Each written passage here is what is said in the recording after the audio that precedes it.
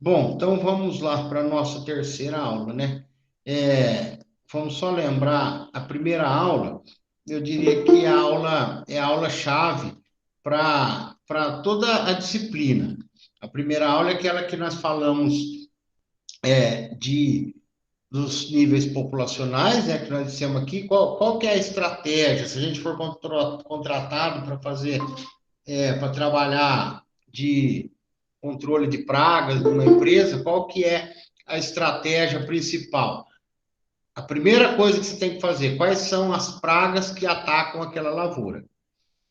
Identificou quais são as pragas? Que nem, por exemplo, você está lá falando da soja, você sabe que é a lagarta, que é o percevejo e que é a ferrugem.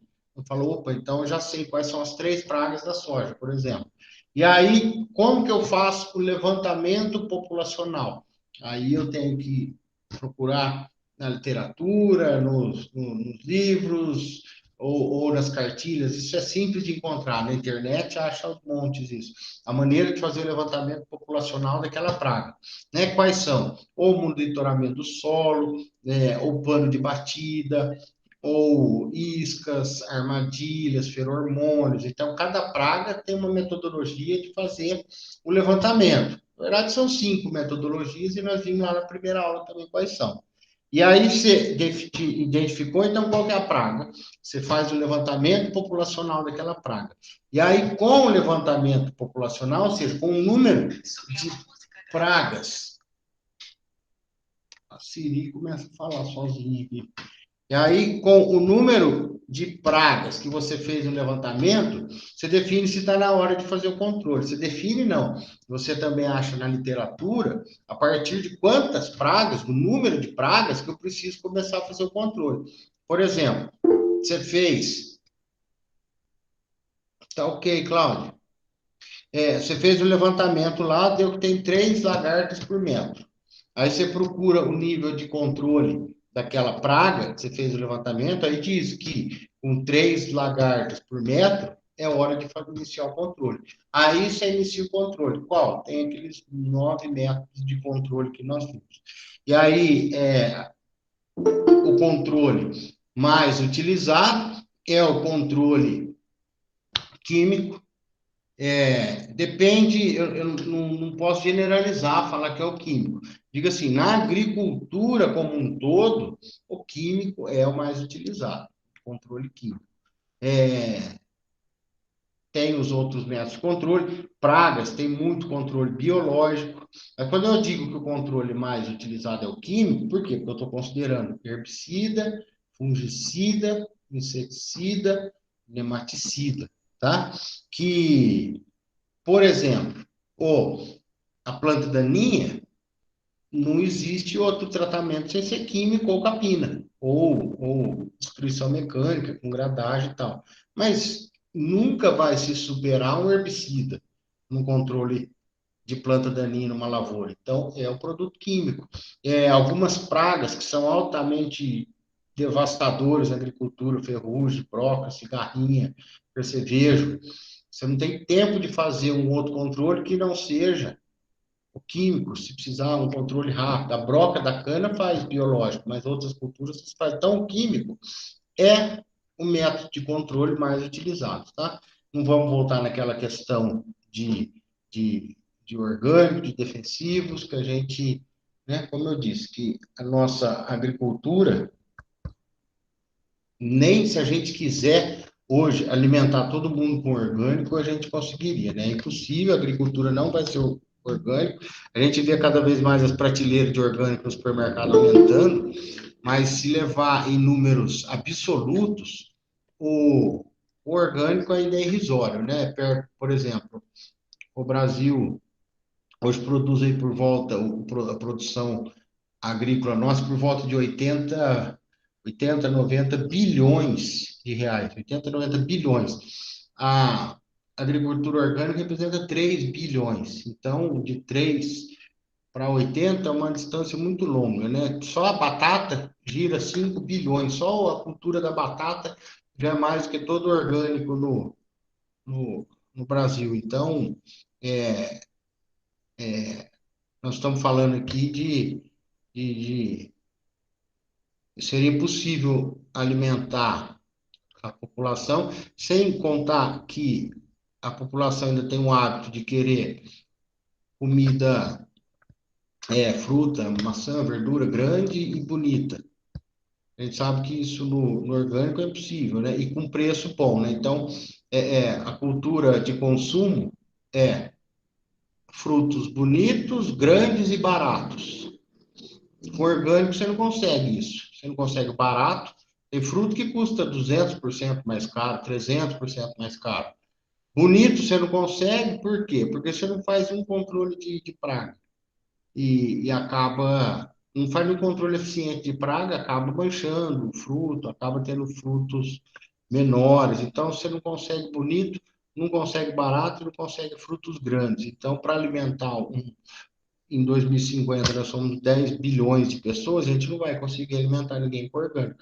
Nós precisamos sim de defensivos bem utilizados, é isso que nós estamos vendo aqui na disciplina, vamos ver mais hoje de novo, as maneiras corretas de utilizar, tá? Então, é, eu já falei bastante sobre isso na aula passada, já expressei, não a minha opinião, né, os resultados da ciência, a gente tem que aprender a usar a ciência, a gente tem que aprender que tudo, que maioria das coisas que chega para nós na internet, na agricultura, é impressionante quanto de fake news que tem. Tem muita fake news na agricultura. E ninguém vai atrás de ver a verdade, até porque ninguém sabe muito, né? Eu estou dizendo nós. Mas por aí a pessoa não sabe aonde procurar informação, a pessoa não tem habilidade com dados científicos, não tem habilidade entender metodologia científica, artigo, aí qualquer coisa que chega no celular fala que é verdade. E chega cada coisa no celular, estou dizendo na nossa área, na agricultura, chega muita fake news sobre transgênico, sobre orgânico, sobre, sabe, a gente tem que procurar entender um pouquinho para dar opinião, né? Que a gente não é especialista. Na internet a gente vê gente dando opinião de turbina de avião, a eficácia de vacina. Poxa, né? A gente não tem conhecimento, não fala. Tem assunto dentro da agricultura que eu não me arrisco a falar. Por quê? Porque eu não entendo, e é dentro da agricultura, hein? Então, tem gente que emite opiniões, a gente tem que, né? Mesma coisa na agricultura, a gente vê muita loucura, então não vamos embarcar em qualquer notícia que chega até a gente, não. Então vamos lá. Então, na aula passada, né? Então, eu falei a primeira aula que nós vimos do fundamental, já falamos três níveis de controle. A hora que atinge o nível de controle, tem que fazer o controle um dos novos métodos, né? Falamos também do manejo integrado, que é aquele manejo onde você utiliza todos e deixa o químico final. Mas, via de regra, boa parte, a grande maioria, 99% da agricultura não é orgânico, utiliza defensivo. 99% não é orgânico, utiliza defensivo. Então, nós temos que entender a maneira certa de utilizar defensivo, que nós estamos focando nos 99% da agricultura. Então, nós falamos na aula passada sobre os defensivos químicos. E hoje nós vamos falar sobre segurança de aplicação, sobre métodos de aplicação. Nós vimos na aula passada que tem três maneiras de aplicar defensivo, ou é manual, ou via terrestre com trator, ou via aérea com avião. Tá? Então, são só essas três maneiras. Aí dentro de cada uma, que nem da costal, pode ser motorizado, pode ser pressurizado, pode ser aquela que a gente faz o bombeamento. Dentro do terrestre, pode ser trator de arrasto, trator autopropelido, pode ser ciclo, pode ser trator com implemento montado.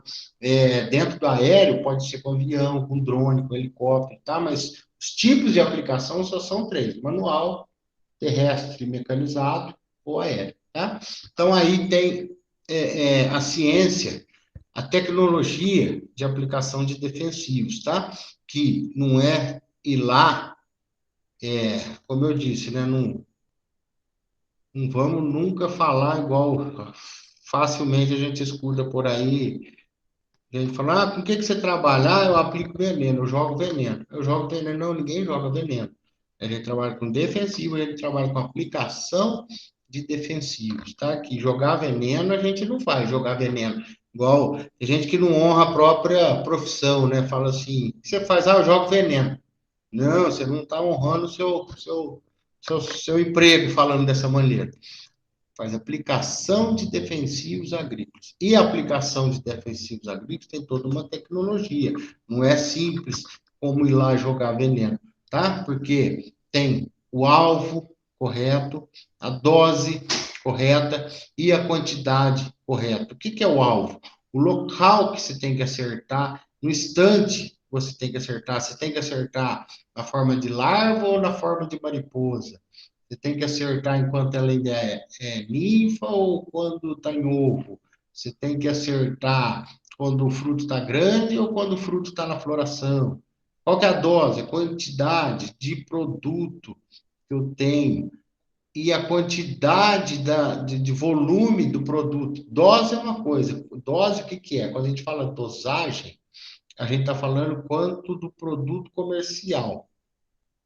Por exemplo, a gente fala assim, 1 litro de Roundup, isso é dose. Quando a gente fala 1 litro de Roundup misturado em 100 litros d'água, a gente está falando de calda, de quantidade, tá? Porque a gente não aplica o produto puro, a gente aplica o produto misturado com água. Então, vem essas duas doses recomendadas em todo defensivo. A dose do produto, do ingrediente ativo, e a dose do volume de calda, quantidade de calda. Por exemplo, um glifosato para controlar gramínea. 5 litros de glifosato por hectare, certo? Então, 5 litros de glifosato por hectare é a dose. Agora, não aplico glifosato puro, eu aplico misturado com água. Aí você vai ver lá na bula do produto que está escrito misturar 5 litros do glifosato com 100 litros d'água. Qual que é o volume para aplicar no hectare? 100 litros por hectare. Então, é 100 litros da calda, não é 100 litros do defensivo. Defensivo são 5 litros e está misturado em 5 litros de água. Então, isso aqui nós vamos ver quando a gente fizer a disciplina de máquinas e mecanização, nós vamos fazer bem essas continhas, tá?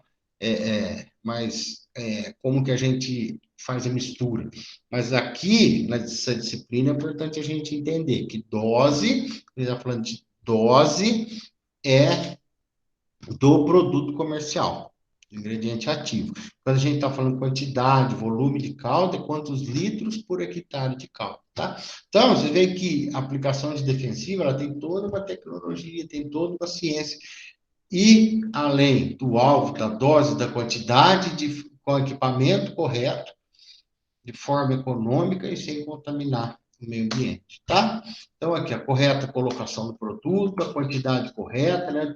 Tem, por exemplo, herbicida, que hora que eu aplico na floração, quando produziu a semente, quando germinou, quando está perfilhando, né? Quando está na florada, tem a hora certa de aplicar. Em que local eu aplico? Nas folhas, no solo, na raiz, né? Mesma coisa, uma lagarta. Que hora que eu aplico? Na primeira fase da lagarta ou quando ela estiver se transformando em mariposa?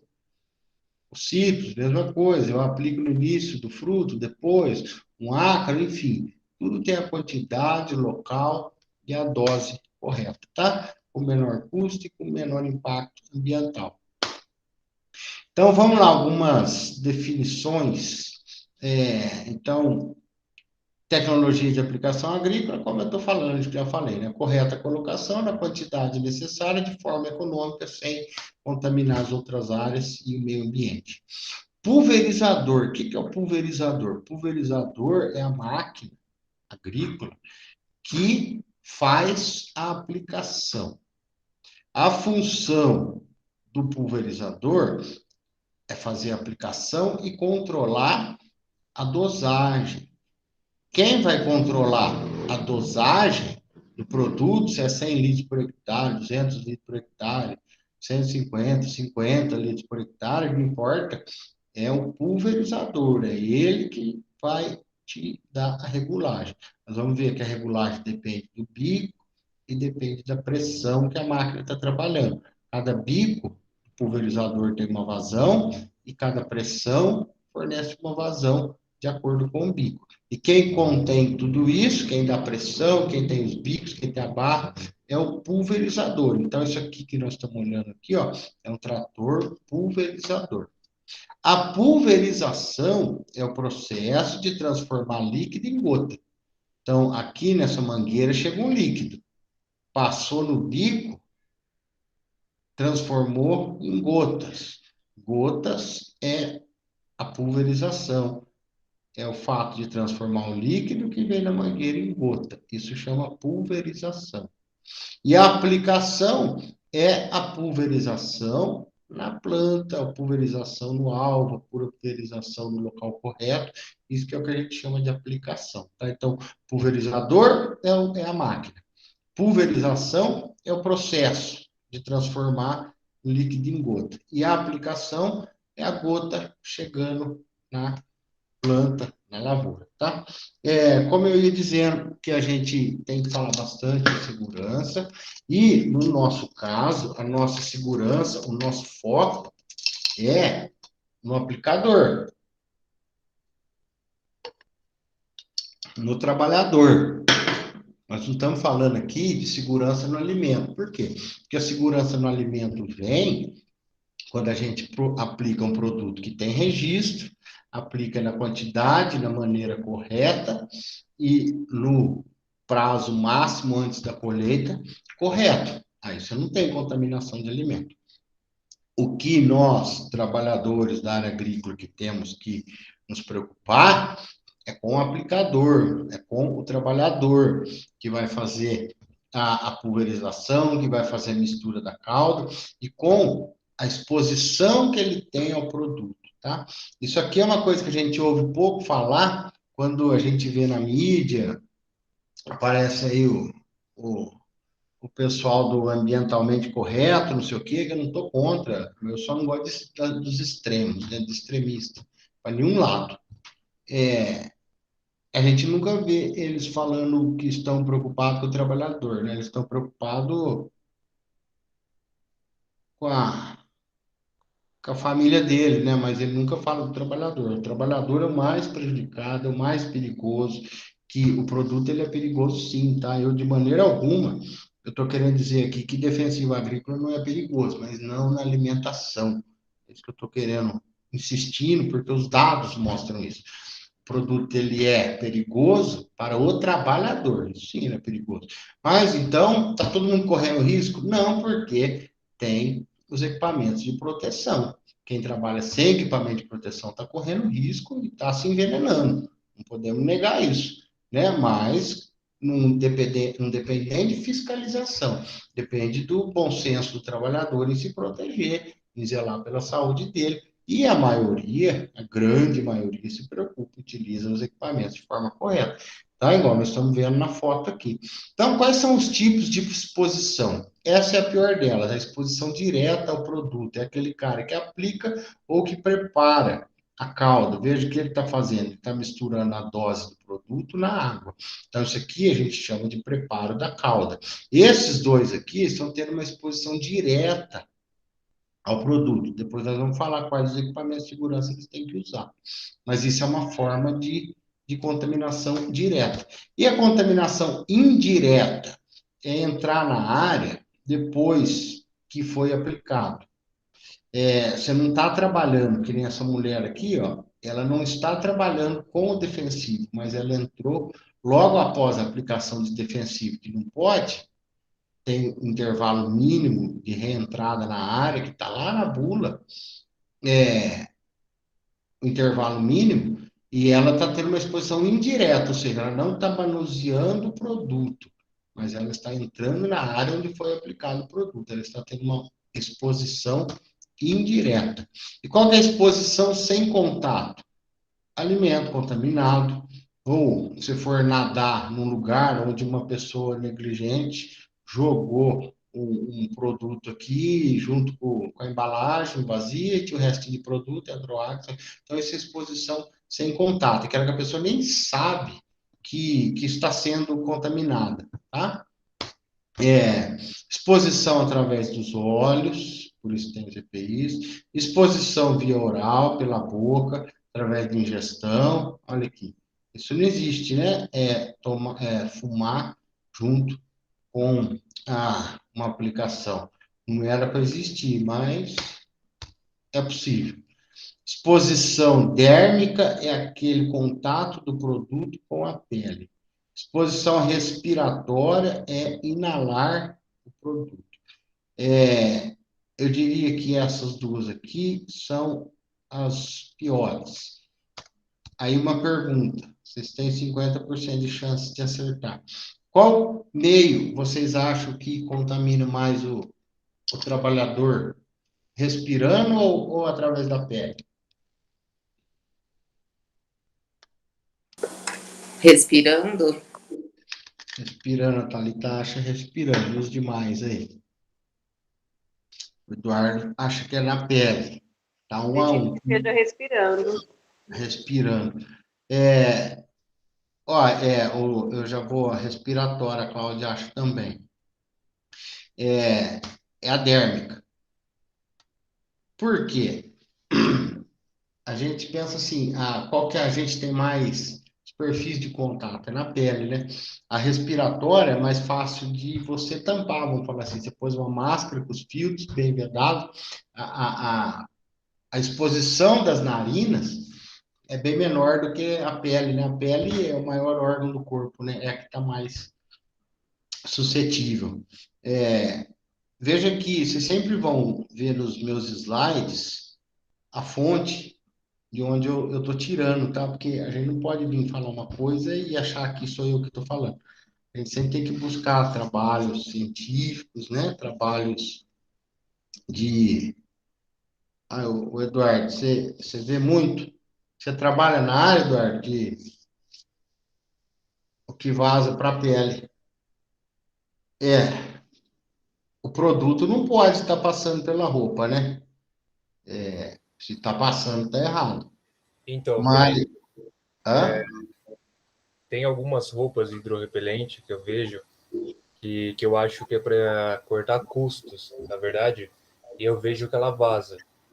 Eu sou líder agrícola em um grupo, num grupo muito grande, e eu percebi que as novas roupas hidrorrepelentes, elas estão muito finas. Eu já até falei sobre isso, mas segundo a segurança, atende NR30. Então, já não consigo mais fazer nada, mas eu vejo uma exposição muito grande dos meus colaboradores. Então, você acha que o produto está passando pela roupa?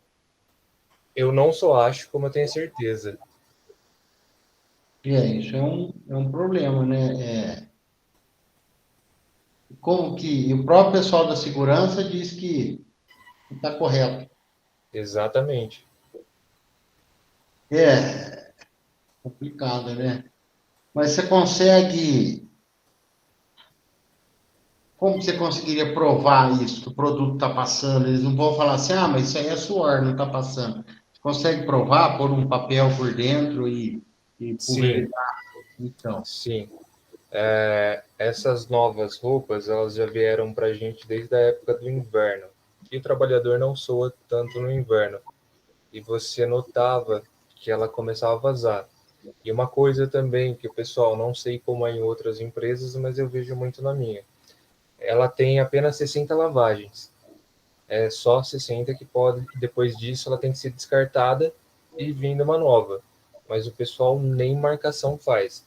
Então, quando se fala sobre o trabalhador, eu percebo que existe um certo desleixo em relação às empresas. As empresas querem que isso seja controlado, o serviço bem feito, mas para o trabalhador de classe base que aplica veneno costal, veneno não, herbicida costal, é muito difícil, eles não estão ligando muito. é triste estar ouvindo esse sentimento seu, né, Eduardo? É bom participar da aula, assim, eu gosto. Mas é triste, né? Você tá com esse sentimento assim de. Ainda mais quando vem do pessoal da segurança, né? Porque o pessoal da segurança fica do lado sempre do trabalhador, né? Raramente se preocupa de estar, vamos falar, se batendo de frente com a empresa, né? Mas, assim, a gente sempre tem que tentar mostrar isso, provar de alguma forma. Não, eu sei, você fica numa situação, porque é difícil, que se você começa a bater de frente, é perigoso a empresa te tirar de onde você está, porque você está batendo de frente. Mas também ver uma coisa errada é duro de ver, não? Você fica numa situação, mas que é complicada mesmo. Tem que, sei, provar de alguma maneira de que isso não está sendo bem controlado, ainda mais número de lavagem, caramba, não está controlando o número de lavagem. Então tá bem danado, né? Tá bem capengo o setor de segurança na empresa, né? E depois não quer afastamento, depois quer lá tantos dias sem acidente, sem afastamento, mas se não fizer a parte deles, né? Porque aquela aquela plaquinha lá, estamos há tantos dias sem afastamento, ou seja, tudo vai para as costas do trabalhador, né? De quem que é a culpa quando tem um acidente? O acidente de trabalho é culpa de quem? Tem culpado? Por quê? Uai, se o cara está usando algo inadequado, ele não é obrigado a usar, ele pode falar, não, não vou usar, não vou usar. Pode chegar todos os trabalhadores seu lá, falar assim, não, com esse CPI aqui, nós não trabalhamos mais. A empresa tem que se adequar.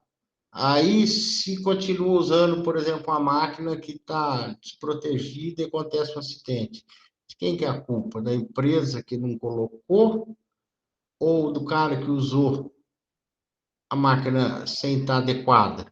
Né? De quem que é a culpa? Então, isso aí sempre vai parar no Ministério do Trabalho, né? Para o juiz decidir de quem que é a culpa. Eu, particularmente, eu acho que a culpa, a maioria das vezes, é da empresa, que dá uma coisa que não está em condição, igual você está falando aí, Eduardo, e a parte do trabalhador é aceitar aquilo sem se manifestar, sem, né, se não está em condição, por exemplo, se o seu carro está sem óleo de motor, você vai sair, sair com ele com risco de fundir? Não vai. Mas aí a empresa te vira e fala assim, não, mas você pode ir com o meu carro, mesmo sem óleo no motor. E aí vai fundir. A culpa é de quem? Do você que foi e deixou fundir ou da empresa que mandou você ir? Aí fica, né? Vai resolver lá na justiça, né? É de quem que é a culpa do acidente? Então, é complicado. Agora, a empresa grande tinha que zelar por isso, né? Setor de segurança, tudo. Porque se o risco está tão iminente que o produto está passando pela roupa, ora, ninguém é obrigado a trabalhar assim, né? Se um só fica batendo de frente, sobra para ele. Mas agora, se uma equipe toda se unir, se juntar todos os líderes, se juntar todos os trabalhadores, mandar chamar o cara da segurança, falar, falou, ó, assim nós não vamos mais trabalhar nessas condições. Aí eles vão tomar uma atitude. Se for um só, eles tiram a pessoa. Agora, se for várias pessoas, vários líderes, várias equipes, aí eles têm que tomar uma atitude, né? Que eles não vão falar que está todo mundo errado, né? Não, se tem uma pessoa falando, a pessoa pode ter errado. Se tem 5 pessoas falando, opa, já dá mais credibilidade. Se tiver 30 pessoas falando que isso aqui está errado, aí a empresa tem que dar o braço a torcer que o pessoal está certo, né? Então é isso, não pode ser negligente. Se a empresa está sendo, a gente não pode ser. Só que é lógico, tem toda uma cautela, né? A empresa precisa trabalhar, né? Precisa rodar, todo mundo precisa do emprego. É delicado, mas tem que buscar. Mas isso aí, Eduardo, legal. Vamos falando aí, você tá bem na área, você não veio nas outras aulas, né? Hoje é o primeiro dia seu, né?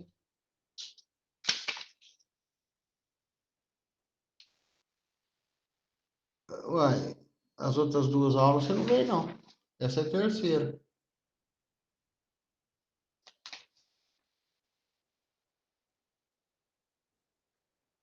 Ah, tá. Então, eu estou falando que eu tenho a listinha de presença para vocês aqui, que é a primeira aula sua. Mas legal, isso aí, ô, Eduardo. Beleza, tranquilo. Mas assiste as aulas gravadas lá, viu? A primeira, a segunda, para você que está nessa área aí. É bem importante a primeira aula, a segunda. Depois você dá uma assistida lá. Mas legal, vamos conversando. Então, ó. Então a contaminação pela pele é a mais, é um pouco aí do que o Eduardo estava falando. Então, os EPIs são regras, nós vamos ver lá na frente no rótulo, diz qual que é os EPIs obrigatórios. A gente sempre esquece dos EPCs. O que que é EPC? EPC é equipamento de proteção coletivo. Por exemplo, o EPI todo mundo usa, mas dá para parar no EPI? Não, tem que obrigatoriamente ter os equipamentos de proteções coletivas. Eu vou dar alguns exemplos aqui, por exemplo, ó. Tá vendo o que esse cara fez? Olha, ele tirou a barra da pistola da mão dele, tirou o bico, né, da pistola da mão dele e jogou aqui para trás. Veja aqui, ó. Modificação na parte de trás reduziu 93% a exposição do trabalhador. Tá aqui a fonte. Veja, isso aqui é o equipamento de proteção coletiva. Olha aqui, ó. Tá pulverizando para trás dele. Por quê? A pulverização feita atrás, ele não está passando em cima da própria pulverização que ele está fazendo. Olha aqui, ó. E não é gambiarra, é produto de fábrica, que é a jato, 20 litros, ser aplicado. É perigoso ter algum trabalhador desleixado que vai pôr o carrinho na frente, né? Empurrar igual o carrinho do supermercado. Eu não duvido, mas ele foi feito para andar atrás. E isso aqui, vocês viram lá, diminui 93% de exposição. Então, isso é equipamento de proteção coletivo, né? Esse aqui também, ele não deixa da deriva, que é arrastar o vento, levar as gotas embora, além de dar mais segurança para a lavoura, não deixa da deriva, diminui a respiração, né? Isso aqui chama de pingentes antideriva, tem a dupla finalidade, né? De, por exemplo, aqui tem um matinho aqui do lado da hortaliça. Então, o pingente, ele vem e cobre com esse chapéu o mato e não vai deixar espirrar. E aqui também não vai dar deriva, não vai dar contaminação do trabalhador. E no trator, o que que dá para ser feito no trator para diminuir contaminação? A posição das barras e a presença de cabine. O que que é a posição da barra? O pior configuração de um trator para aplicar defensivos é essa aqui, ó. Barra lateral, aqui, ó, embaixo da escada, barra lateral e cabine aberta. Veja o grau, né? Aqui está a fonte onde eu busquei. 38% de exposição do tronco, 30% de exposição dos braços, 23% de exposição na perna. Então, olha, está 38% com o tronco exposto, 30% de chance de contaminação, de exposição, ou seja, muito alto. Então, isso aqui é uma configuração de trator que deveria ser proibido. Cabine aberta e barra de pulverização lateral. Veja só, quando a cabine ainda está aberta, mas a barra passou para trás, veja que caiu de 38 para 28, de 30 para 20, 18 para 13. Veja quando eu ponho a barra lateral e fecho a cabine, olha como caiu de 38 para 18, de 30 para 10, de 28 para 8. vai reduzindo. E ainda está o ideal. Qual que é o ideal? É isso aqui. Barra traseira, cabine fechada. Veja, ó, de 38 caiu para 11. Ah, mas não era para zerar? Não, não zera. Não zera o risco de exposição, não zera, mas caiu para 11, ó, de 38 para 11, de 28 para 7, de 18 para 4. Ou seja, diminuiu e muito o risco de exposição, de contaminação do trabalhador, tá?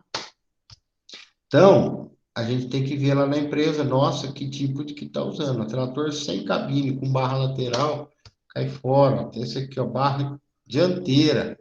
Tem cabine, mas a barra dianteira não é recomendado. A barra traseira com cabine aberta, barra traseira com cabine aberta. Olha aqui, a cabine aberta com barra dianteira. Isso aqui o cara quer matar o funcionário dele, né? Mas é um tipo de configuração que tá louco, não deveria existir. Olha aqui, um atomizador que joga longe, pulveriza longe com a cabine aberta. Olha, cabine aberta. E veja aqui, ó, propaganda da fábrica com cabine aberta. Não deveria. Isso aqui é o ideal, ó. Cabine fechada, trator cabinado com barras traseiras.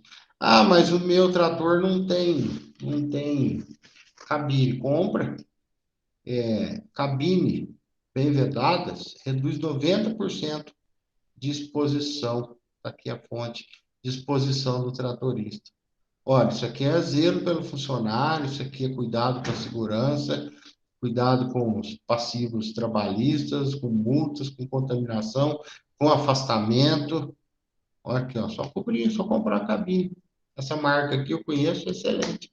Custa caro? Não custa. Ó. Um trator aqui, ó, um MF desse aqui, vai lá e compra cabine. Tem cabine para qualquer trator, para qualquer marca, 10 mil, 15 mil, você põe uma cabine novinha no trator e deixa o seu trabalhador bem protegido. Veja aqui, esse tipo de aplicação entrou os pés, mas veja que a contaminação voltou a ser alta. 39% coxa e perna quando se trabalha com a pistola na mão. Então, tem uma regrinha que fala assim, ó, se o produto é muito tóxico, a exposição é alta, você está correndo alto risco. Se o produto é muito tóxico, mas a exposição é baixa, você está correndo baixo risco. Se o produto é pouco tóxico, mas a exposição sua é alta, seu risco é alto. E claro que se pouco tóxico, pouca exposição, seu risco é baixo. Então, veja que o que depende, o risco de contaminação, de toxicidade ao trabalhador, depende do quê? Do nível de toxicidade do produto e da exposição. Tá vendo? Então, não é só o quanto o produto é tóxico. Pode ser um produto pouco tóxico, mas se tiver muita exposição, ou seja, não utilizando o EPI de forma correta, seu risco é alto, mesmo o produto sendo pouco tóxico. E queira ou não, nós estamos falando de compostos químicos. Então, qualquer composto químico, não só dos defensivos, seja ele qual for, com alta exposição, qualquer produto químico é um risco alto, tá? Então, não adianta a gente ver lá produto pouco tóxico, que nós vimos na aula passada. Pouco tóxico, mas se tiver uma alta exposição, o seu risco passa a ser alto, tá? Então, aqui eu já vou dar a resposta. Durante a pulverização, a intoxicação, risco maior, é de deriva. Aqui a fonte. O que é a deriva? Deriva é arraste das gotas para fora do alvo no momento da aplicação. Isso aqui é um atentado. Um trator sem cabine, um cara sem EPI, olha a deriva. Isso aqui que é deriva. Isso aqui, você está jogando produto fora, você está contaminando o vizinho, você está contaminando o meio ambiente, jogando dinheiro fora.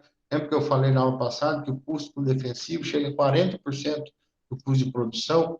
E por que que usa defensivo? Porque é a segurança para o produtor. Como é que eu vou perguntar? Você acha que o produtor quer aplicar defensivo?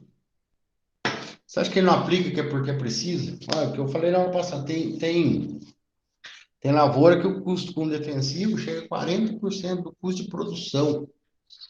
Aí, o cara vai lá discutir que ele tinha que usar menos. Você acha que o produtor não queria usar menos? Por que que ele precisa usar? Porque é a segurança que ele precisa de produzir. Ué, ele tem que ter segurança. Vamos falar assim, vamos dar um exemplo. Você é dono do estacionamento de carro. Aí os seus carros ficam no ar livre. Se o carro ficar no ar livre, lá no seu estacionamento, você corre o risco de chuva de granizo e dar uma geada e queimar a pintura dos carros do seu estacionamento, certo? O que que ele tem de opção? Cobrir. Ó, mas cobrir vai custar caro e ficar feio o estacionamento. Ora, o que que ele prefere? Ficar feio e custar caro ou não cobrir e correr o risco de não ter carro para vender? É a mesma coisa do produtor. Ué, ele não queria gastar com defensivo. Ele não queria correr, mas ele não pode correr risco. Ele não queria gastar com defensivo, com certeza. Ele vai querer gastar para quê? Se ele gastar pouco, para ele melhor ainda. Aumenta o lucro, né? Se gastar, diminui o custo, aumenta o lucro. Ele não quer gastar, mas ele tem que gastar, né? Então, para conseguir produzir. O que que é a deriva? Você está perdendo o produto que você está aplicando, você está jogando fora, contaminando o meio ambiente, você pode estar matando a lavoura do vizinho. Olha isso aqui, ó. Você fazer uma pulverização, lembra lá que nós vimos uma barra na parte de trás de uma postal? Olha aqui, isso aqui não se faz. Tanto em termos de contaminação, como de perda do produto. Isso aqui não pode, ó.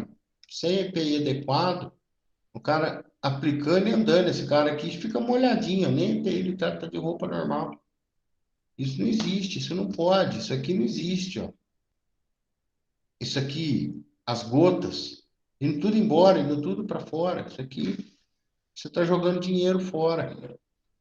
Você está contaminando o ambiente. Se for um produto que dê toxidez ao seu vizinho, você vai ter que pagar a lavoura do seu vizinho.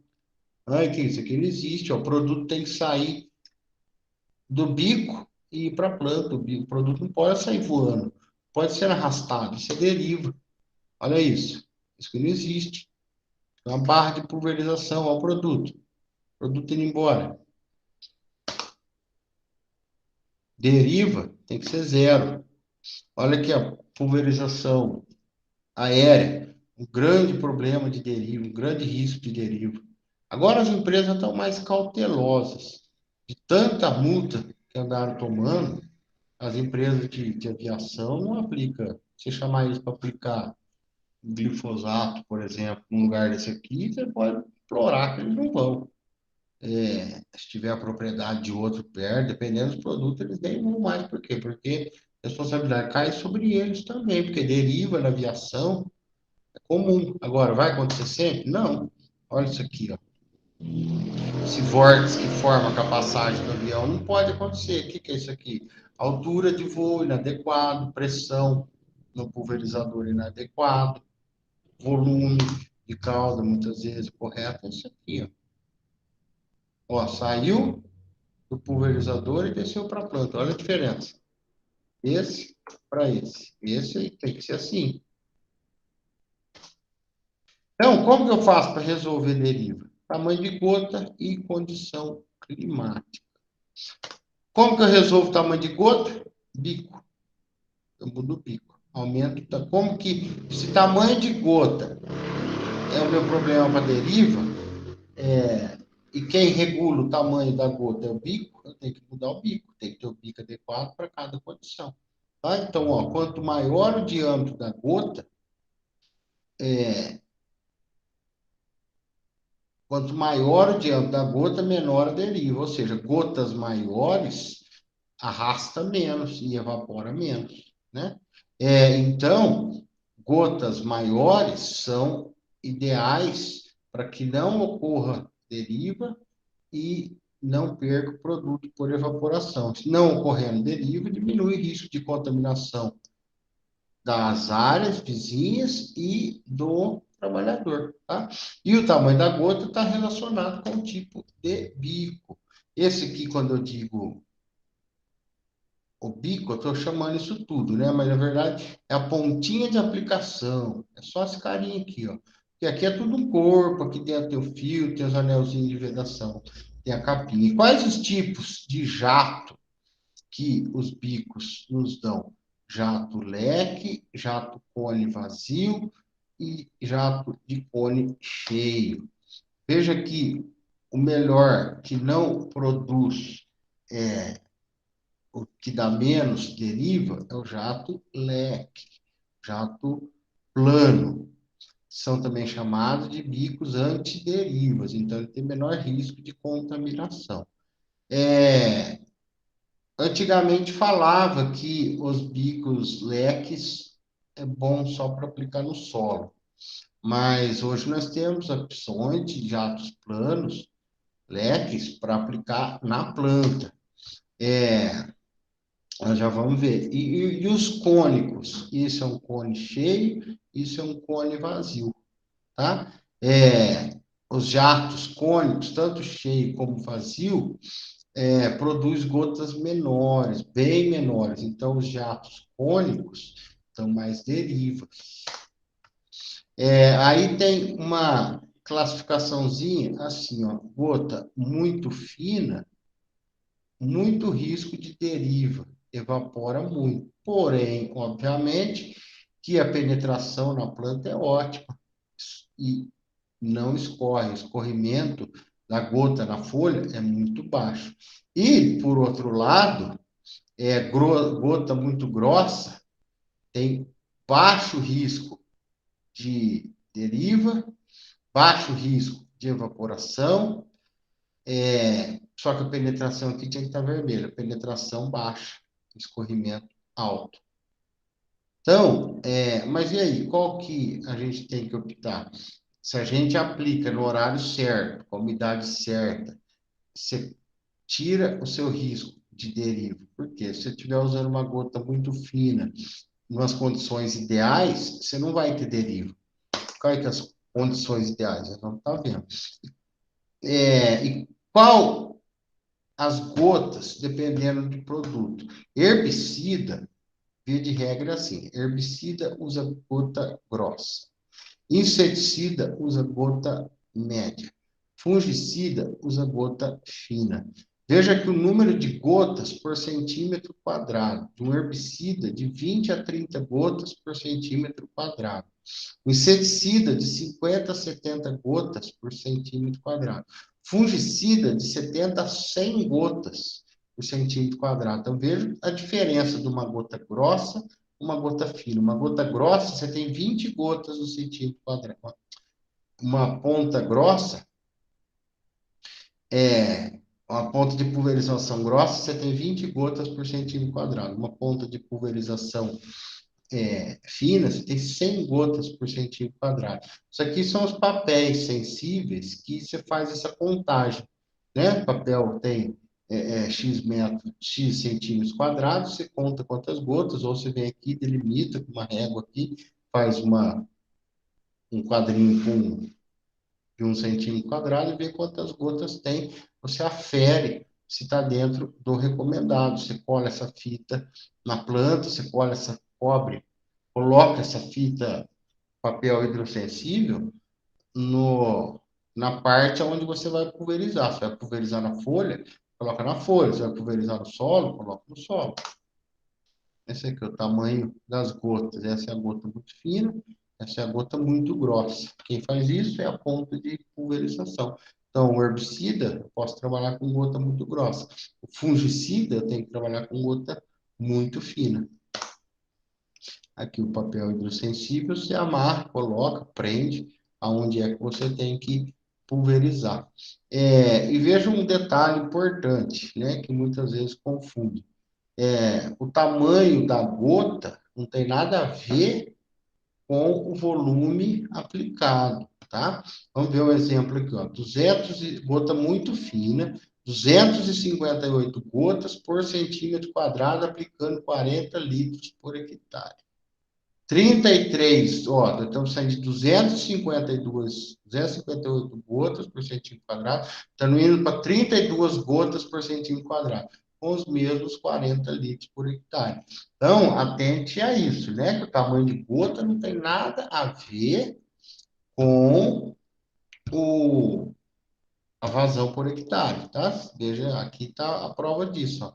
40 litros por hectare com 258 gotas, 40 litros por hectare com 32 gotas. Então, a vazão é uma coisa, o tamanho da gota é outra. Então, por isso que a gente pode trabalhar com gotas grossas e chegando na vazão necessária. Gotas grossas, menos deriva e menos perda por evaporação, tá? Então, a regrinha lá para aplicar herbicida já segue mais ou menos assim, ó, produto de contato 30, 40 gotas por centímetro quadrado, e um produto sistêmico, menos gotas por centímetro quadrado, de 20 a 30. Tá? Contato é aquele que age, aquele produto que age aonde ele encosta.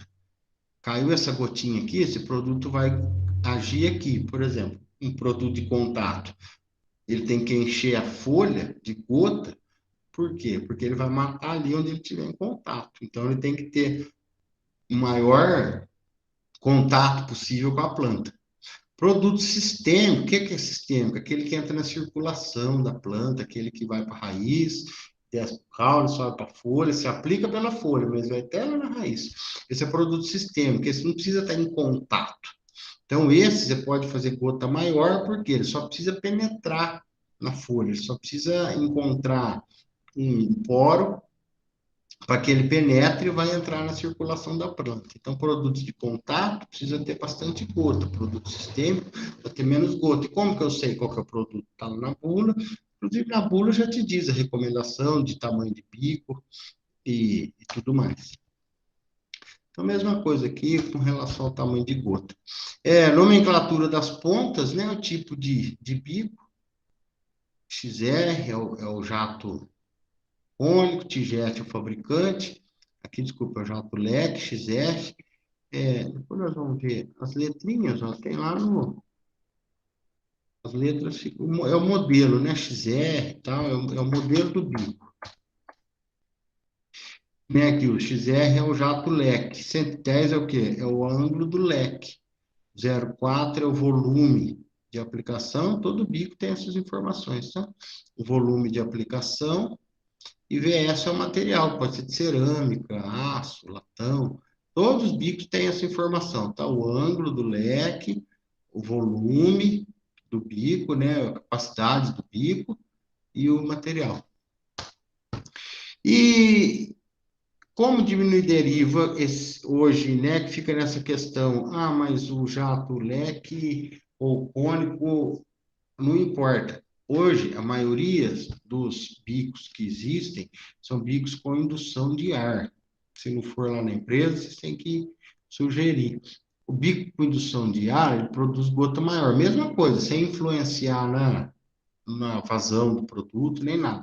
O ar entra aqui, ó, quando o líquido passa aqui, o líquido está descendo nesse sentido. Quando o líquido desce aqui, ó, ele chupa o ar que está aqui nessas canaletas aqui, ó. Então, o líquido passa, chupa o ar e as gotas saem maiores. Gotas maiores, menos deriva, menos evaporação, menos contaminação. Então, são bicos condutores de ar.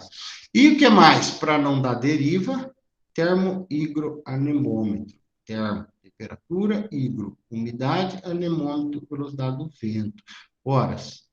Todo produto, vocês vão ver lá também que tem as recomendações, mas via de regra é isso aqui, a umidade do ar não pode estar menor de 55%, a velocidade do vento tem que estar entre 3 e 10 e a temperatura abaixo de 30 horas. Então, tem que ter um equipamento desse lá na minha frente de trabalho, né? Se eu não tenho, já está tudo errado, porque nós vamos ver lá na bula, na hora que eu abrir a bula aqui, nós vamos ver que todas essas informações estão escritas lá.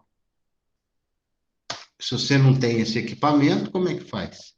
Então, ó, o controle da deriva é um dever do produtor, tá? É um prejuízo para o produtor, a contaminação do trabalhador e a lei exige, tá? Não é nenhum favor. As normas exigem que se controle a deriva, tá? Então, outros cuidados na aplicação, manter bico desentupido, atenção, não desentupir com a boca. Acreditem que existe gente que vai lá e sopra o biquinho para desentupir. Existe. Então, ó, manter bico sem vazamento, como nós estamos falando em tecnologia de aplicação, em controle de vazão, dosagem, volume, tamanho de gota, tudo mais, se você não tem o mínimo de gambiarra, não pode existir, tá? Gambiarra não combina mais com a nossa agricultura, né? Igual de, põe um arame ali, não tem do outro bico, põe desse, não dá a vazão, vai assim mesmo, não, o manômetro de pressão não está funcionando, vai no olho. Isso não existe, tá? Apesar de a gente saber que existe, mas nós não podemos admitir isso, né? Não, meu manômetro não está funcionando, eu vou mais ou menos na pressão. Não, não tem mais ou menos. É gambiarra, não dá certo. Gambiarra é antieconômico, é antissegurança, é antieficiente, gambiarra, o tal do amarrar com arame e depois arruma, não existe. Para e arruma. Tá? Filtros, manter os filtros limpos, veja aqui o filtrinho do bico, como é que tem que estar limpinho assim, ó. Esse é um sujo, esse é um limpinho, vazamentos, filtro sujo. Qual que é os maiores problemas, esse trabalho que a Embrapa mostra aqui, ó, quais os maiores problemas encontrados nas frentes que eles foram falar, manômetro inadequado. Ora, se a pressão é o que controla a vazão e o tamanho da gota, como que nós vamos estar trabalhando sem manômetro? Então, veja aqui, ó, 90, aqui eu não sei se é porcentagem ou 90 equipamento, eu preciso ver melhor isso. Mas, enfim, o maior problema é manômetro inadequado e bico defeituoso, com tratores de mais de 2 anos. Então, calibração de equipamentos, aqui lá na aula de máquinas e mecanização, quando a gente fizer, sem ser fevereiro e março, a gente vai falar bastante isso aqui de regulagem do volume de cauda, regulagem de bico de calibração de bico de pulverização, tá? Isso que nós vamos falar mais lá na frente, fazer continhas, tá? Como faz calibração, a gente vai ter na outra disciplina, tá? Rótulos e bulas. O que é rótulo? O rótulo, todo produto tem que ter o padrão de rótulo, tá? Todo produto tem que ter o padrão de rótulo. Igual, quando você vai comprar bolacha, o arroz, o feijão, não tem o rótulo padrão, tem todas as informações, os rótulos dos defensivos também, né? Então, aqui, o rótulo mostra os cuidados com o meio ambiente, aqui tem os pictogramas, que eu já vou falar deles. Do lado esquerdo, é o pictograma para preparo da calda, do lado direito, o pictograma para aplicação. A faixa toxicológica, os dados do fabricante e os cuidados com o produto. Então, esses aqui são os pictogramas do rótulo. Como é que funciona? Sempre vai ter a caveirinha. Do lado esquerdo da caveirinha, se olhando o produto de frente, do lado esquerdo da caveirinha são os cuidados para preparar a calda. Do lado direito da caveirinha são os cuidados na aplicação. Que os cuidados? Os EPIs que devem ser utilizados, tá? Então, aqui, ó, quais os EPIs tem que utilizar para preparar a calda, quais os EPIs tem que utilizar para fazer a aplicação. E algumas outras informações, vamos ver aqui qual é. Tem aqui os EPIs, né? Sempre tem a tradução aqui, ó. Macacão, avental, luva, protetor facial, bota, máscara com filtro, óculos, touca árabe, mandando lavar as mãos. Tem o pictograma de armazenamento adequado, manter fora de crianças. Pictograma de advertência, cuidado com peixe, com animais, cuidado, veneno. Pictogramas de atividade, de manuseio e de aplicação, manuseio, preparo da calda, manuseio de líquido. Aqui embaixo, manuseio de sólido. E na aplicação líquida, aplicação sólida. Então, lembre sempre disso. Do lado esquerdo, são os EPIs para quem vai ficar no preparo da calda. Do lado direito, são os EPIs para quem vai fazer a aplicação. Via de regra, são os mesmos.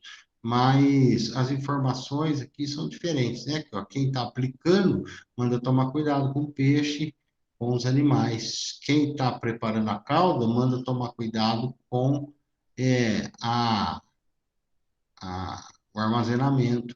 Aqui está falando aplicação sólida. Aqui está falando para lavar as mãos depois que aplicar, tá? Então, são essas informações obrigatórias nos rótulos. As bulas, deixa eu abrir uma... Deixa eu mudar meu modo de apresentação aqui, peraí.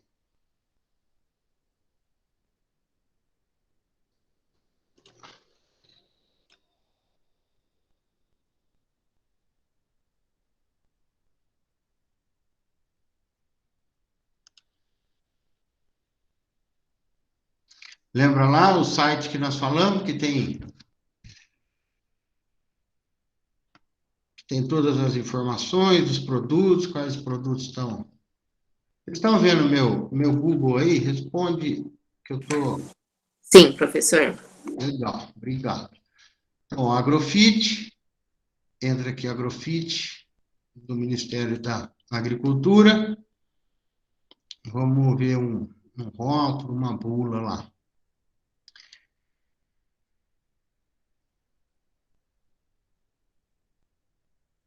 Então, entra aqui, consulta aberta.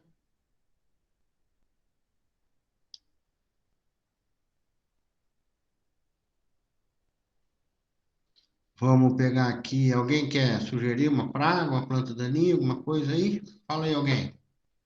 A gente abriu um produto. Alguém está com algum problema com algum mato aí, com alguma praga, com algum inseto, alguma doença? Fala aí alguém. Ninguém?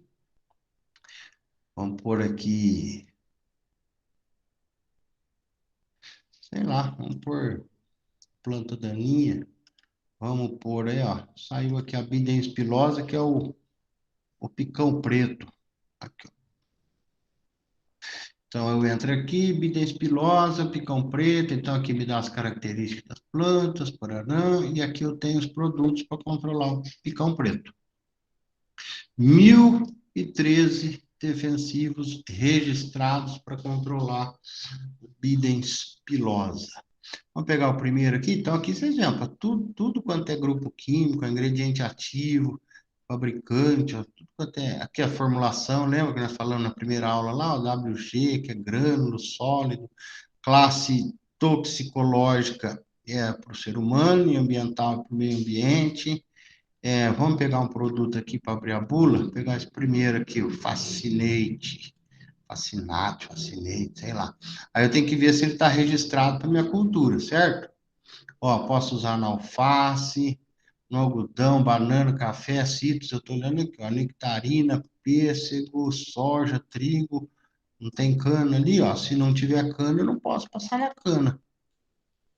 Café, ó, não tem cana, tá vendo? Que informação importante. Ah, mas se eu tiver o picão preto lá na cana, eu não posso usar esse produto? Não pode. Qual que é o nome do produto aqui? Fascinate, sei lá. Não está registrado para cana. Pô, mas na minha cana tem picão preto, eu sei, mas não está registrado lá. Algodão, banana, café, citros. Não tem cana, então não posso usar na cana, tá? Não, não vamos fazer nada errado. Mas vamos usar ele, vamos entrar aqui na bula.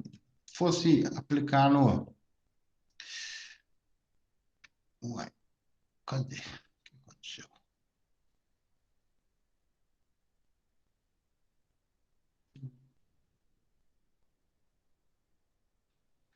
Ué, é que esse produto saiu? Não gostei dele. Então, vamos pegar o segundo aqui. Bula. Aqui. Vamos pegar a bula desse aqui. Abrir o segundo aqui, a Boni. Bula. E rótulo. Vamos abrir o rótulo também. Tem que estar abrindo um PDF aqui. Tá meio preguiçoso.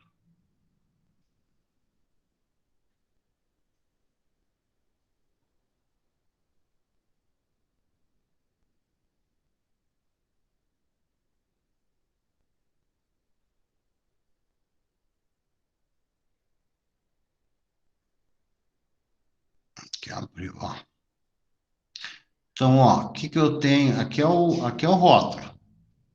Olha lá, as informações do meio ambiente, produto perigoso, aqui é os pictogramas do lado esquerdo para preparo da calda, pictograma do lado direito para pulverização. Vamos entrar aqui no rótulo, na bula. Então, ó, na bula aqui está me falando, ó, que esse produto é Abone, qual que é? Ele é um diuron, herbicida. Peraí que o meu PDF tá... Aí, filho.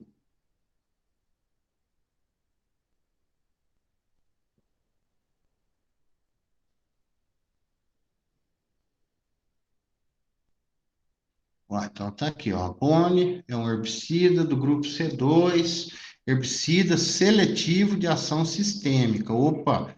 Então lembra lá que eu falei, se é sistêmico, pode ser gota maior. Lá na frente ele vai falar de novo.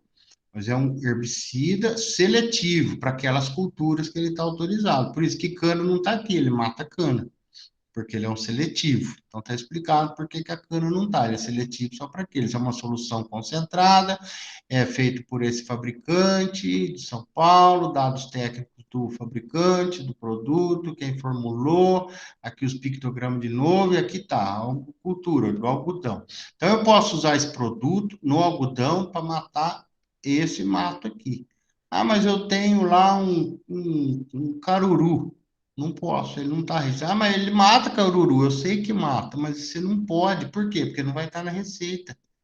Nós vamos ver a receita depois. A receita tem que estar de acordo com a bula. Você não pode recomendar. Isso é o motivo de maior autuação da vigilância sanitária, é aplicar produto que não está registrado para aquela cultura e nem para aquela praga, tá? Então, ó, se não está escrito aqui algodão, não está escrito caruru, ah, não, caruru está escrito aqui, ó, caruru.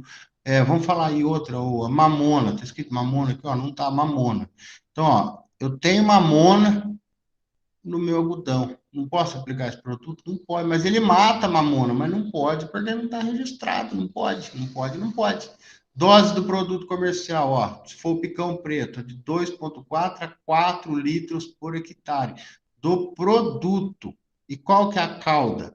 Em 240 litros por hectare. Então, veja, ó, litros por hectare do produto e litros por hectare da cauda. Então, eu tenho que colocar 2,4 litros. Se eu tenho que aplicar 240 litros por hectare, se for terrestre, se for aérea, como é baixinha, de 30 a 50 litros. Então, ó, se eu por hectare, eu vou aplicar 240 litros por hectare, eu tenho que aplicar 2,4 litros por hectare, então eu tenho que misturar esses 2,4 litros do produto em 240 litros de água, tá? Seria a mesma coisa que 1 litro para 140 litros de água, tá? Um litro para 100 litros de água, 2,4 para 240, mesma coisa que 1 litro do produto para 100 litros de água, só que não é 1 litro do produto por hectare, é 2,4 litros do produto por hectare. Então, tá aí. Que hora que eu aplico? Tá tudo escrito na bula, ó. Uma única aplicação com solo úmido em pré-emergência da planta infestante e da cultura. Nós já falamos lá na primeira aula o que é o pré-emergente. Esse é um produto, então, pré-emergente. Logo após que fez a semeadura, tá? Ou em pós-emergência, ele também pode ser aplicado. Pós-emergência de quem? Da praga, nós falamos isso também na segunda aula. Entre as linhas com jato semidirigido. Uma aplicação por ciclo da cultura. Então, isso aqui que eu falo, a gente tem que respeitar quando a gente fala que o produto não está contaminado, igual eu venho batendo nessa tecla, respeitando isso aqui, porque ele está dizendo aqui, ó, uma aplicação por ciclo. O cara aplicou 3, então pode ser que ele contaminou o produto, sim, pode ser. Ele contaminou o alimento. Mas ele quer aplicar 3? Não, ele não quer, porque para ele é um prejuízo. Por quê? Se é para controlar com uma aplicação, desde que ele faça tudo certo, né? Então, ele quer aplicar uma, ele não quer aplicar duas, ele quer jogar dinheiro fora? Ninguém quer jogar dinheiro fora. Então, aqui estão as outras informações, em pré-emergência, qual que é a dosagem, pós-emergência, quando eu tiver no máximo 4 folhas, se for dicotiledônio, 2 folhas, se for para gramínea. Ó, para o café, as recomendações. Bacana, as recomendações. Para citros, as recomendações, tá? Como que eu posso? Quais equipamentos que eu posso aplicar? Lembra lá que nós falamos do terrestre, manual e postal. Terrestre, pulverizador postal. Eu posso aplicar. Ou manual ou pressurizado. Posso aplicar com trator de barra, com pressão constante. Aqui está a altura da barra, aqui está o tipo de bico, ó. Jato plano ou jato cônico.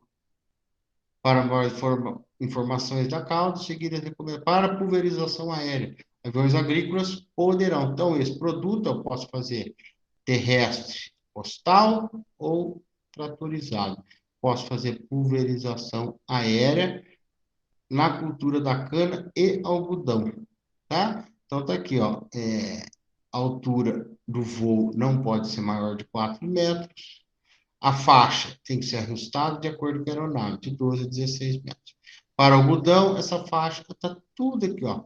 Condição climática, até 30 graus, umidade até 60, umidade ambiente 3 a 10. Então, se você lá na frente de trabalho, você não tiver um termo higroanemômetro, você já não consegue nem aplicar da maneira correta, tá? Recomendação para gerenciamento da lavoura, todas as informações de tudo que você precisa, tá aqui na envenenamento, tudo que acontece, tratamento, contaminação, tudo está aqui na bula, é um trem sério que deve ser seguido, armazenagem, embalagem vazia, devolução da embalagem, tá tudo aqui. Vamos voltar lá pro nosso PowerPoint.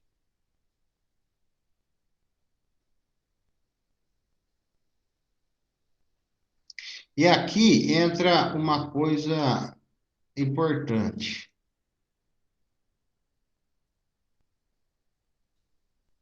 Eu estou no meu PowerPoint aqui, acho que vocês já estão vendo. Para aplicar qualquer produto, tem que ter receita agronômica, tá? Para comprar, eu preciso ter o receituário agronômico. A receita agronômica é uma exigência, é a prescrição. Ora, você não vai na farmácia comprar antibiótico sem remédio, certo? Certo. Você não vai na revenda comprar sem receita. Ah, mas ele vende. Ah, então, você comprando 100 e ele vendendo 100. Geralmente, as revendas tem um agrônomo lá que assina, sem saber para onde vai, sem visitar a área. Isso não pode. A receita, o usuário final tem que ter a receita. O que eu estou dizendo no usuário final? No caminhão da fábrica para revenda, precisa ter receita? Precisa andar com a receita? O caminhão que está vindo lá da fábrica, de São Paulo, aqui para revenda em São Carlos. Precisa ter receita? O que vocês acham? Sim ou não? Cadê vocês? Estão aí?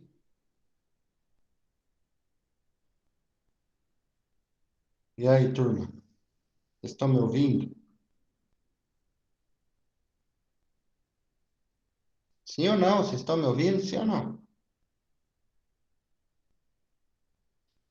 Legal. A Ana tá. E os outros aí? Ali, Sim, professor. Eduardo, tá aí, Eduardo? Legal. O Alisson tá aí? Legal. Ali o Fernando. Então, beleza. Então, ó, a receita. Não precisa da fábrica para revenda, não precisa. A receita tem que estar obrigatoriamente com quem está aplicando o produto, tá? Na frente de trabalho, no aplicador. Lá tem que ter a receita para nota fiscal. Quando o caminhão pega o produto lá no almoxarifado da fazenda e vai para o campo, ou no almoxarifado da usina e vai para o campo, ele tem que ir com a receita. Ele tem que andar com a receita, por quê? Porque é ele que vai aplicar. A receita, hoje, o que a lei diz que cabe ao engenheiro agrônomo fazer a receita. Tá aí, técnico? Pode, tá em vias de poder. tem cooperativas que já, acho que no Paraná, adquiriu o direito dos técnicos poder dar receita. Aqui entra uma briga de CREA. é, é, Agora, o técnico agrícola ele não tem mais CREA, né? Agora tem um conselho próprio do técnico agrícola. Então, quando separou do CREA, deixou de poder autorizar algumas coisas e está em via de regra, enfim, está em vias de autorizar o técnico agrícola a fornecer a receita. O técnico agrícola pode ser responsável pela aplicação, está escrito aqui no artigo 3º, o técnico agrícola e tecnólogo, agropecuária e florestal, então, estão habilitados a assumir a responsabilidade técnica da aplicação do produto de acordo com a receita. Agora, a receita, a lei diz que cabe aos engenheiros agrônomos e engenheiro florestal da receita. Por que que empresas adquiriram o direito do técnico assinar? Porque tem a cláusula que diz que o cara que vai dar a receita, ele tem que conhecer a área. Está numa das cláusulas que o profissional deverá visitar a propriedade para emitir receita, para conhecer a real necessidade. Mesma coisa, se você ligar para o médico e falar para ele, doutor, eu estou assim, me dá a receita, ele vai falar, preciso te ver. Então, como que o agrônomo dá uma receita sem ver? Não tem como, ele precisa ir lá ver qual que é o problema, porque na receita tem que estar exatamente a praga que você vai controlar e a dosagem, então você tem que conhecer a praga. Mas então eu tenho que ter um agrônomo para mim? Não. Pode ser um agrônomo da Casa da Agricultura, pode ser um agrônomo da empresa de extensão rural, pode ser um agrônomo da revenda, mas alguém, teoricamente, tem que ir lá visitar a área, tá? Então, por isso que muitas empresas, que nem essa cooperativa que eu estava citando, se eu não me engano, ela tinha 150 técnicos agrícolas e tinha 5 agrônomos. Os 5 agrônomos só faziam trabalhos, não visitavam todas as áreas, né? Era impossível os 5 agrônomos visitar as 1.000 propriedades que tinha de cooperativa. Quem fazia as visitas eram os 150 técnicos agrícolas. Uais, se para você recomendar um produto, você tem que ver a área, quem está indo ver a área é o técnico agrícola, então, né, aí o técnico agrícola vai ver e passa para o agrônomo. Então já deixa o técnico assinar. Então, por isso que se... Só que aí entra aquela coisa, né? Falar, então se for assim, o, o enfermeiro vai poder assinar receita de humano também, então fica nessas coisas assim, né? Essas besteiras. Mas é isso, a regra hoje diz que é isso. O agrônomo assina a receita e o técnico assume a aplicação, tem aptidão para assumir a aplicação, tá? Aí a penalidade, para quem não cumprir a lei, perda do diploma, multa, atuação, fecha a empresa, tudo isso, né? O que mais acontece aí é aplicação em cultura não recomendada, aquilo lá que eu estava falando. Ou não possuir receita, utilizar produto que não está registrado para aquela cultura, não ter a nota fiscal no campo, produtos falsificados, falta de devolução na embalagem, que é um dos maiores, aplicação com equipamento errado, não utilização de EPIs, cuidado de deriva, é o que a vigilância sanitária mais pega, tá? Então, como que é uma receita? Aqui está um exemplo de uma receita, ó.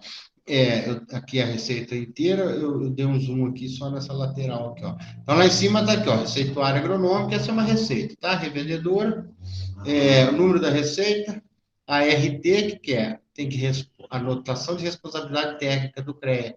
Alguém tem que assinar essa receita, pagar, recolher a RT no CREA, e aqui, ó, tem que estar o número da nota fiscal do produto, por isso que a nota fiscal tem que estar junto. Quem vai usar, quem vai aplicar os documentos. Aonde vai aplicar? O nome da fazenda. Ah, mas eu não posso pegar e aplicar um monte de fazenda? Não, é uma receita para cada fazenda. Você não pode pegar uma receita do remédio e tomar o seu irmão, né? Você tem que ter uma receita para você e uma receita para o seu irmão. Então, ó, local da aplicação. A fazenda está aqui, o endereço da fazenda, no município.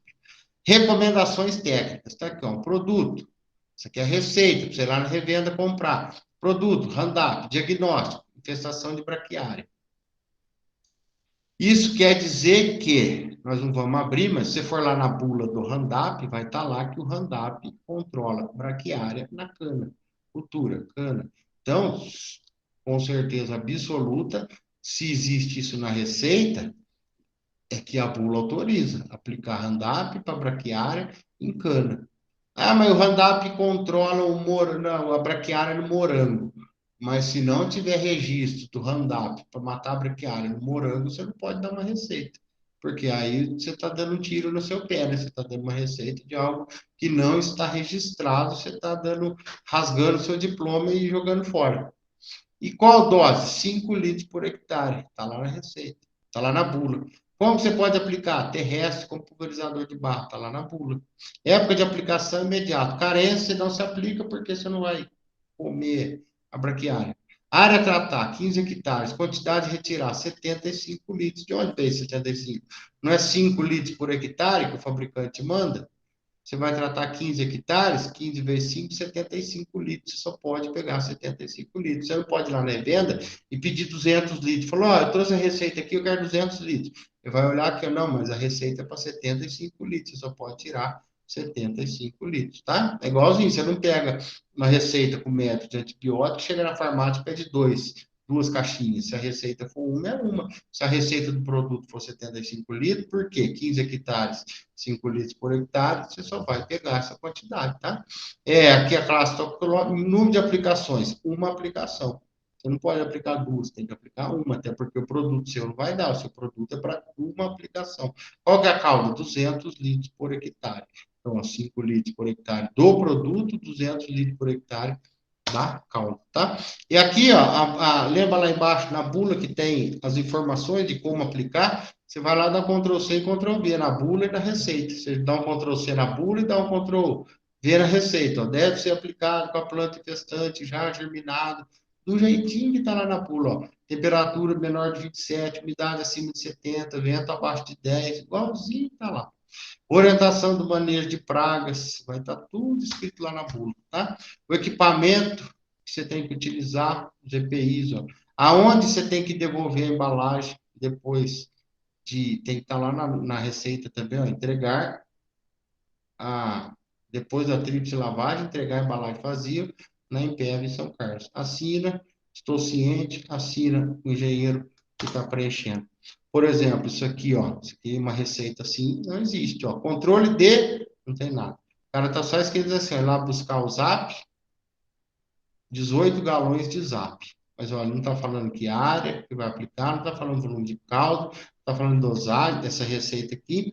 É melhor andar sem nada do que andar com uma receita dessa, tá? Ele só mandou ela buscar uma receita de zap, adquirir 18 galões. Isso aqui tá louco. Se pegar uma receita dessa na mão, tira da mão correndo. Aqui em cima tá certo. Ó. Controlar o quê? Piolho de cobra, comprar o produto standard de 1 litro, para uma área de 87,50, adquirir 7 litros, porque a dosagem de 80 ml por hectare. 80 ml vezes 87 hectares, adquirir 7 litros. Uma embalagem de 1 litro. Então, pronto, aqui está a classe toxicológica, intervalo de segurança não se aplica. Então, isso aqui em cima está certinho. Essa aqui embaixo cai fora de uma receita dessa. Mesma coisa aqui embaixo. Aqui, ó, não fala controle do que? Não fala. Onde você lá buscar U46, D fluido, balde 20 litros, mas você buscar 2 baldes. Mas não fala área, não fala o que você vai controlar, não fala nada. Aqui está totalmente irregular, passivo de multa. Quem não cumprir a fiscalização, tem a defesa fitossanitária, defesa sanitária, IBAMA, CETESB, Polícia Federal, órgão ambiental, qualquer um pode ir lá e te autuar, tá? O que é o período de carência que está lá na bula, o intervalo de segurança? É o dia que se tem que esperar para colher, tá? Você não pode aplicar um produto no moranguinho para vender amanhã. Aliás, é o que eu digo, o produtor não vai fazer isso. Por quê? Porque ele não vai gastar dinheiro à toa. Se ele está indo colher daqui uma semana, para que ele vai controlar agora? O controle ele já tinha que ter feito lá atrás, né? Se ele já está indo colher, ele vai controlar. A hora de colher já tem que estar tudo controlado, né? Então, intervalo de segurança é exatamente isso, é o período da última aplicação, a colheita tem que ser respeitada. Para adquirir, aquisição, nós falamos, receita. Para transportar e armazenar, tem as regras também, tá? TNR 31, que fala, é uma norma regulamentadora exatamente de saúde e segurança na agricultura.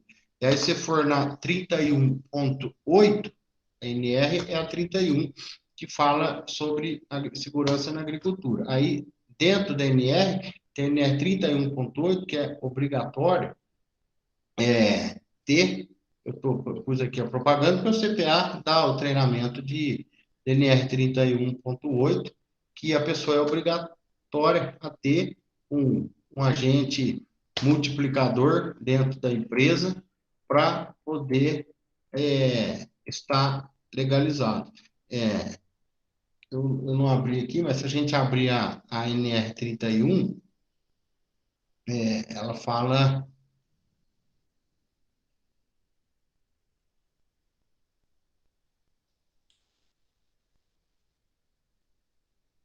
Já está terminando. Deixa eu só mostrar para vocês isso aqui, que quem trabalha com defensivos, manuseia, transporta, tem que ter. Essa aqui é NR 31, a norma, ó. Norma regulamentadora de segurança, saúde do trabalho e agricultura, então tem a 31, parará.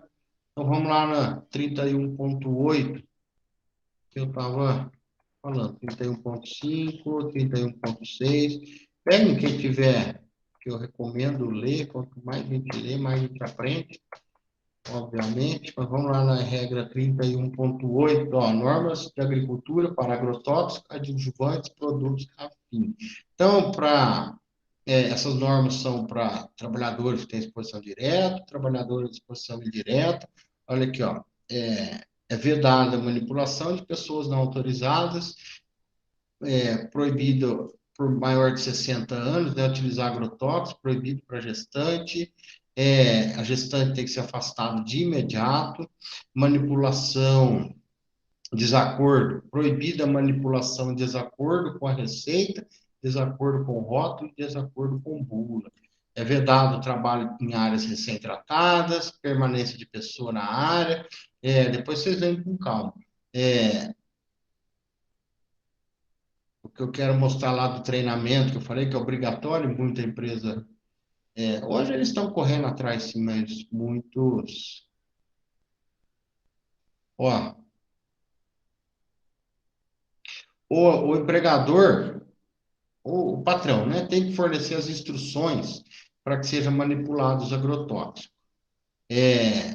Os que vão ter manuseio direto. O empregador deve proporcionar capacitação sobre prevenção de acidentes. Mas como é que é essa capacitação? Qualquer uma? Não, ó. Tem que ter carga horária mínima de 20 horas de capacitação em turnos máximos de 8 horas por dia, 2 dias. 2 dias e meio, no horário de expediente normal. É obrigatório todo mundo que for ter exposição direta ou indireta. Isso quer dizer o quê? O cara que transporta, o cara do almoxarifado, o cara que aplica, o cara do caminhão, o cara do trator, todo mundo. O que tem que ter nesse curso? As medidas de primeiro socorro, sinalização, higiene, vestimenta, tá? Ó, o programa de capacitação tem que ser em material escrito em linguagem adequada. São considerados válidos o treinamento em órgãos de extensão rural, instituições de ensino nível médio e superior em ciências agrárias, no Senar, entidades, sindicatos, associação de produtor rural, cooperativa, ou seja, aqui está falando aonde pode, quem pode fornecer esse curso. Eu posso, eu não posso, mas o CPA pode, porque está aqui, uma instituição de ensino de nível médio, tá? Então, o CPA é autorizado a dar o curso de NR 31.8, tá? Então, é obrigatório, está na norma, está na lei, que o trabalhador, o cara que vai transportar, manusear, armazenar, tem que ter treinamento de 20 horas da NR 31.8, tá? É lei. E aí lá o cara vai aprender a forma correta de manusear, de transportar. O caminhão tem que estar devidamente sinalizado, em bom estado, o motorista tem que ser qualificado com as normas de segurança e transporte de agrotóxicos.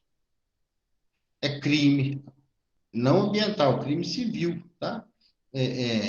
Um acidente com um caminhão, se você tiver fora das especificações de transporte, de treinamento, de material de equipamento de segurança, de sinalização, é crime para cadeia, tá? Então, para transportar, tem todas as regras, ó. O motorista tem que ter habilitação especial, o veículo tem que ter os painéis, tem que ter o kit de EPI, e aqui, ó, 31.8. Para fazer transporte, tem que ter o curso de 20 horas TNR 31.8. Então, aí, lá vai ter os tipos apropriados de transporte, né? Isso aqui está errado, não pode transportar assim, tem que ter um compartimento separado para fazer o transporte. O armazenamento, ó, tem toda a regra, sob estrados, separado por tipo de produto, tipo herbicida, inseticida e fungicida, tem que estar afastado da parede, tem que usar EPI para ir lá retirar o material, tem que respeitar o empilhamento máximo, tem que estar longe de moradias, só pode entrar pessoa autorizada com NR 31.8. O armazém tem todas as regras de sinalização, ó, tem que ser área ventilada, tem que ter uma calçadinha aqui de segurança, uma área ventilada, a caixa de despejo em caso de derramamento, ó, sob estrado, empilhamento baixo, longe das paredes, os avisos na entrada, o preparo da cauda, que bonitão os três aqui, ó. Esse é o chefe, ele tá com um cara de chefe, e os dois trabalhando, tá? Não é assim, né? Tem todos os equipamentos corretos para fazer o preparo, os EPIs, a tríplice lavagem no final da embalagem, tem que, no final da utilização, tem que fazer a tríplice lavagem, devolver. Vai ter uma perguntinha dessa para vocês lá. Depois que faz a tríplice lavagem, o que é a tríplice lavagem? Você lava, agita, volta no tanque. Faz isso 3 vezes e no final você faz um furo. Ou você faz a lavagem sob pressão, que é equipamento específico, você enfia aqui, faz o jateamento com pressão, esse produto volta para o tanque do produto, né? Não adianta você lavar e jogar no chão. A mesma coisa que você lava e joga no tanque do trator. Aqui a mesma coisa, você lava e o que sair daqui você joga no tanque do trator. E aí tem um lugar certo para fazer a devolução. Ou é no posto da Impev ou nas usinas de reciclagem, que vai estar lá na receita onde você tem que devolver. Isso é lei, as embalagens são rastreadas, tem chip, o governo, a fiscalização, consegue saber exatamente aonde estão essas embalagens. Tem um filmezinho que mostra isso. Ó. Desde sua criação, o INPEV contribui sensivelmente com a conservação do meio ambiente e com a sustentabilidade do agronegócio no país. É graças à dedicação de todos os elos da cadeia que o Brasil é o país que mais destina embalagens vazias de defensivos agrícolas. 94% das embalagens plásticas primárias têm o destino ambientalmente correto. É também referência mundial em logística reversa. 1992. A indústria de defensivos agrícolas, de forma proativa, iniciou um estudo para entender o fluxo de suas embalagens para a gestão de resíduos pós-consumo. Era o começo do sistema Campo Limpo. Em 2001, é fundado o INPEV, uma entidade sem fins lucrativos que representa a indústria fabricante de defensivos agrícolas na sua obrigação de efetuar a logística reversa de suas embalagens.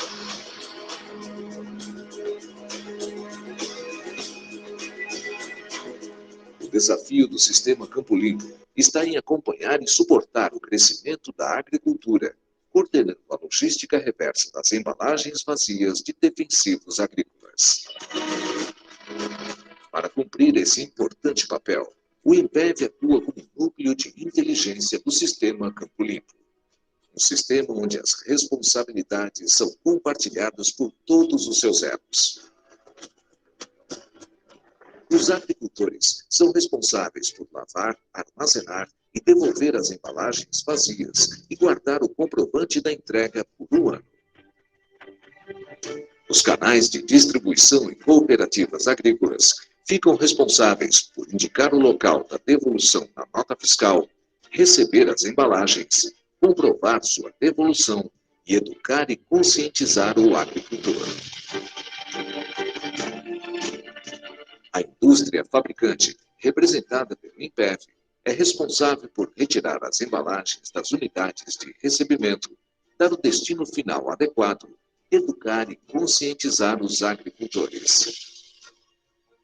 E tudo isso com o apoio do poder público, que fiscaliza e licencia todo o processo e também educa e conscientiza os produtores rurais.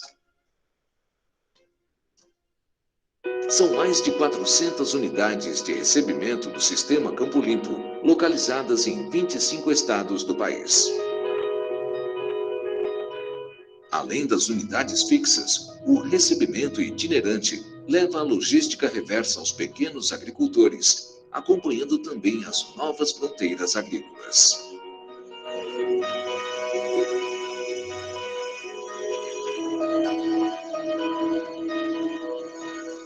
O INPEV investe na educação e conscientização, e o Dia Nacional do Campo Limpo é um exemplo disso. Mais de 1 milhão de pessoas participaram das atividades desde a instituição da data no calendário oficial.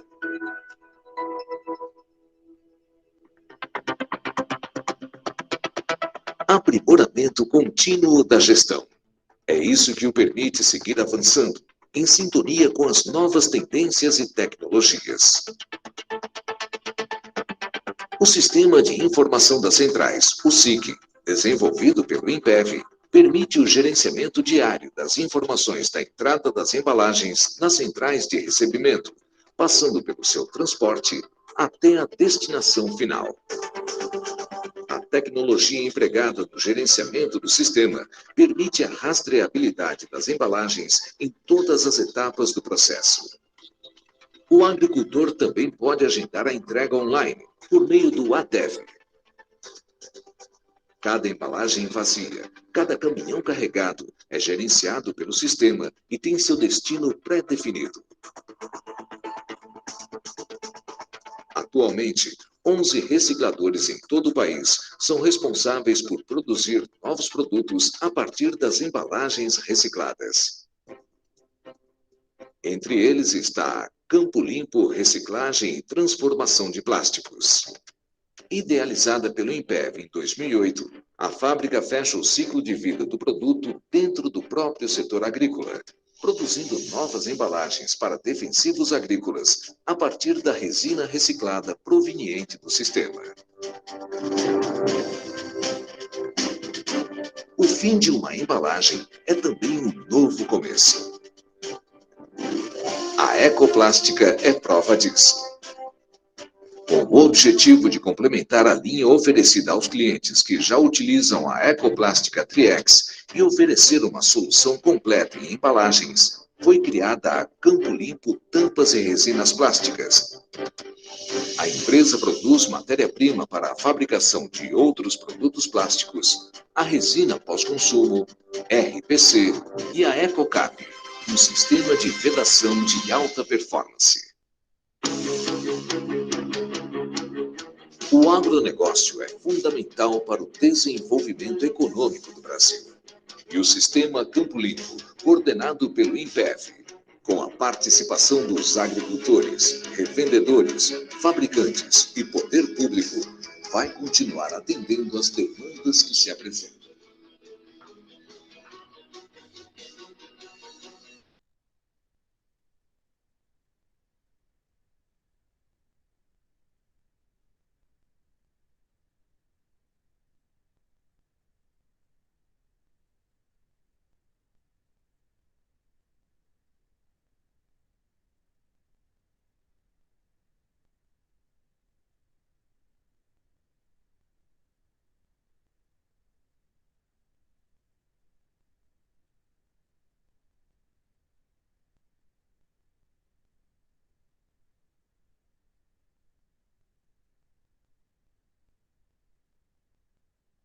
Oh, caiu aqui. Bom, mas tinha acabado, era o último slide. Eu apertei a hora de eu sair do. Apertei o botão sair da reunião. Então é isso, vocês viram que as embalagens vazias são rastreadas. Chega uma hora, você não pode comprar se você não devolver, né? Tem toda. Por quê? Você tem o local certo para devolver e aquele local tem a relação de embalagem que você tem que devolver. Então ele dá baixa, né? Você vai lá, compra na revenda. Aí lá na nota, na receita, vai estar escrito devolver em tal local. E aí a revenda passa para aquele local. Fala assim, ó, fulano tem que devolver tantas embalagens aí. E, e ele depende da baixa. Se passa um período, você não deu baixa naquelas rumas, você fica proibido de retirar mais produto. Então, as embalagens vazias são rastreadas dessa maneira, né? Algumas aí tem até opção de chip, mas não são todas ainda, mas tem embalagens que tem até chip, para saber de produtos mais nocivos, elas têm chip, sim. Então, é isso. Pessoal, então paramos por aqui. A gente volta na segunda-feira, online de novo. Aí na segunda nós vamos fazer como se fosse uma prática, né? A gente chegar assim numa usina para fazer o controle de pragas, como que funciona, como que seria, tá? Que é um assunto, eu diria que anda junto com a adubação, irrigação, os tratos culturais, controle de pragas, né? Não adianta ter um sem ter o outro. É um pilar da agricultura, é o tratamento fitossanitário. Pessoal, é isso. Se ninguém tiver dúvida, a gente volta na segunda-feira, então. Obrigado por estarem aqui. Mais esta aula feita online, segunda de novo, para a última aula. Beleza?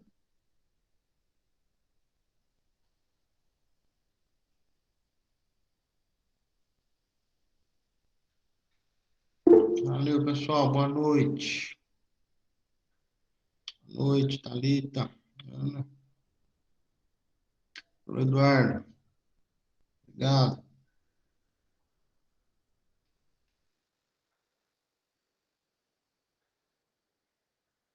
Falou, Alisson.